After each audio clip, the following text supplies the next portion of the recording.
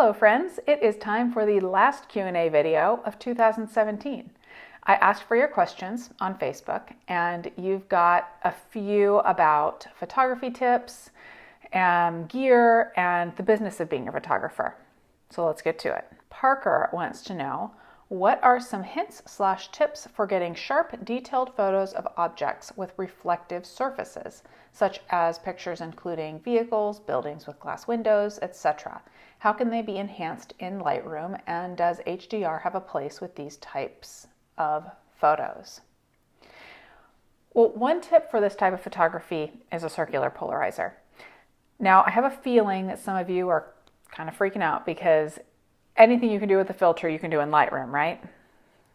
Not true with the polarizer, because it is going to affect the light before it ever hits your sensor. The nice thing about a circular polarizer is that you can adjust the impact of the reflections on the fly. Take a look. Okay, here I have the circular polarizer on my lens, and I have my Lego Star Wars advent calendar set up with some lighting. And because it has a glossy finish, I've got some reflection right around in this area. So once I start turning the polarizer, you'll start to see the contrast come back out. And then if I just keep turning the same way, you'll see it end up, the contrast will go away again. Now, HDR and other software filtering are fair game here, but in this situation, I would highly recommend a circular polarizer to get the image that you want to start with. And then you can have at it in software from there. Danilo says, has professional photography become more or less demanding with the proliferation of cell phone cameras? Well, in my opinion, it is more demanding now. You do have cell phones now, like the iPhone 10 here, that are capable of beautiful portraits and shallow depth of field effects with nothing more than selecting an option called portrait. And what that means is that there are a lot of people now with a tremendous amount of capability in the phone that they carry with them all the time, and they use it. Though it doesn't seem that there are any lack of people that still are requesting professional portraits and photographers at events. We might just now have to work around all those guests at events that are trying to get the shot as well with their phone.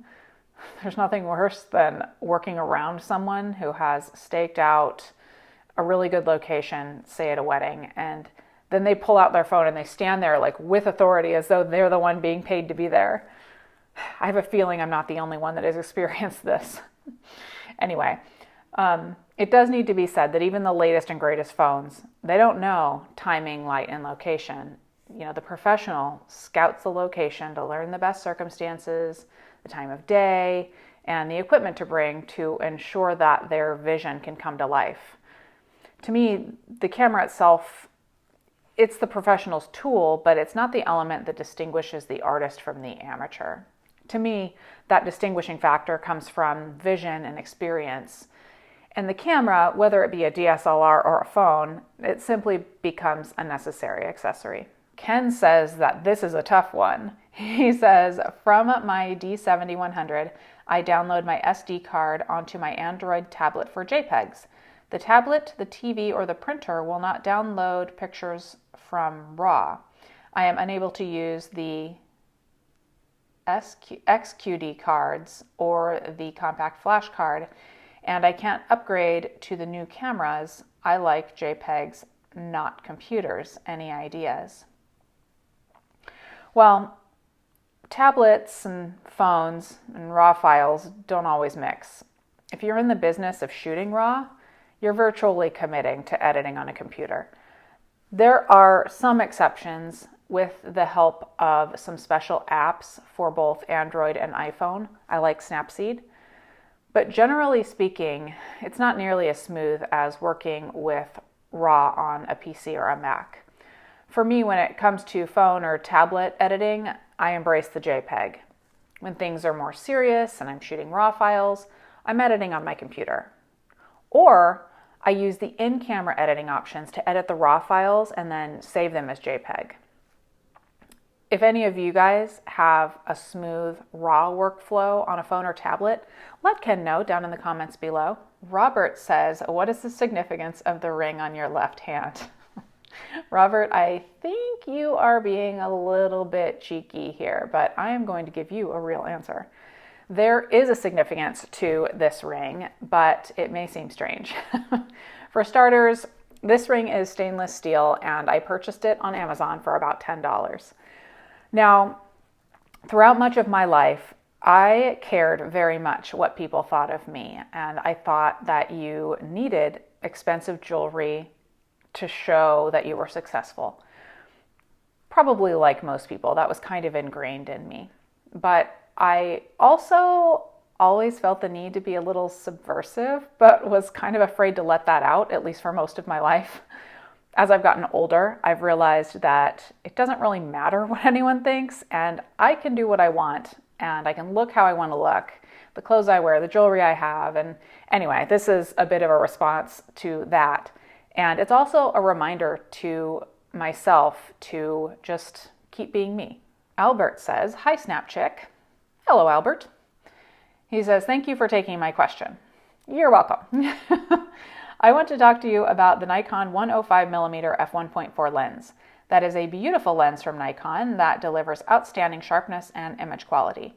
As a Canon shooter, I am jealous of this lens, and I wish Canon would make one like it. I have 2 questions for you on this lens. 1, have you ever thought of buying this lens and adding it to your collection of lenses? 2, if not, would you consider renting the lens and do a photo shoot / review of the lens? I would love to see some photos of you taken with the lens and know your thoughts on it. Well, the 105mm f1.4 is definitely a fantastic lens. I was able to use it with the Nikon D850 when I was in New York trying that out, but I don't have one. Some of the images that you saw of mine in the B&H live stream were taken with that lens, but I was also using the 24 to 120mm f4 lens, which I also really liked.